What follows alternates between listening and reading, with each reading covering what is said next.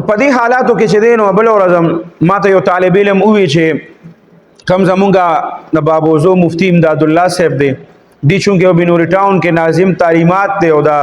سند چې کوم دی نو د هغې د وفاق المدارس عربیه پاکستان ناظم دی وی هغې خپلو طالب علمانو ته دا وفرمایل په درس کې چې مونږ کله وفد تللی و افغانستان ته نو په هغه وفد کې دا ټول شیوخ پکې وو شیخ الحدیث حضرت مولانا محمد ادریس صاحب رحمت الله علیه پکې موجودو فرمایلی چې مونږ کله تلو نو د هغې چې کومه امیر دی هیبت الله صاحب وی هغې صرف دوو کسانو ته د ملاقات اجازت ورکړه حضرت مولانا فضل الرحمن صاحب حفظه الله او شیخ ادریس صاحب رحمت الله علیه ته وی دی ولا لاړو صرف دې دوانو شخصیات چې دي نو دی سره ملاقات وکړه فرمایي هغه کسان وی ممتوی او باقاعده چې وی هیبت الله صاحب چې دی نو حضرت شیخ صاحب ته وفرمایل چې ما څو میاشتې چې دی نو تاسو سره سبقونه ویلي دي او زه ستاسو شاګرد یم نو شیخ صاحب ګورې یاد ساتئ اوس په هغې کې خلک دا خبرې کوي چې هیبت الله صاحب خو د مخکې نه ډېر زیات د حدیثو درس شروع کړی او مخکې نه درس او تدریس او د ډېر وخت نه ډېر زوړ فاضل دی نو حضرت شیخ صاحب ګورې هم ډېر زوړ فاضل دی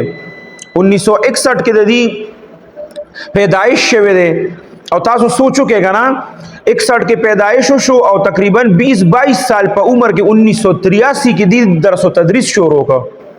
نو ضروری خبره دا نه ده چې هغه ته بخاری شریف ویلي دی او غټ کتابونه تی ویلي لومبې خو سوکاله شیخ صاحب چې دی نو هر قسمه د هر فن کتابې پړاو کړی دی او ډېر د فنونو کتابونه پړاو کړي دي او بیا چې کوم دی نو الله مقبولیت ولا ورکړ نو بیا رستو د حدیثو کتابونه پړو دا ضروری نه ده خلک په دې کې شک او شبهه نه پیدا کوي چې یاره هغه خو په خپله د حدیثو درس کړی نو کیدای شي واړه واړه کتابونه تی ویلي دا مونږ ته حافظ صاحب چې کوم دی حافظ شوکت صاحب حفظه الله حقانی جامع دارالعلوم حقانی زموږ استاد محترم هغې راته فرمایلي وي چې کله په لومبۍ پیره ده افغانستان کې طالبانو حکومت راغلو نو موږ په چکر باندې تلو وی هر په مورچو باندې وی ګرځېدو وی هر مورچې ته چې ورتلم یو کس به راغې خو عمر به دغه وي ما ته به وی چې زه ستاسو شاګرد یم او اکثر به راته وي چې تاسو نه ما شرح تهذیب ویلی دی د منطق دا کتاب وی بیا راته د خپلو ملګرو وی چې هلکه ستا شرح تهذیب خو ډېر زیات مشهور نه دی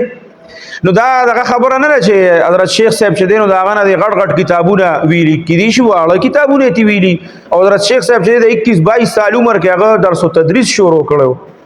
نو د دې د وجې نه په دې کې خلکو له شک او شبهات مه پیدا کوي چې مفتی امداد الله صاحب فرمایلي دي هغه ورسره نو ښه مضبوطه او صحیح خبره ده که نه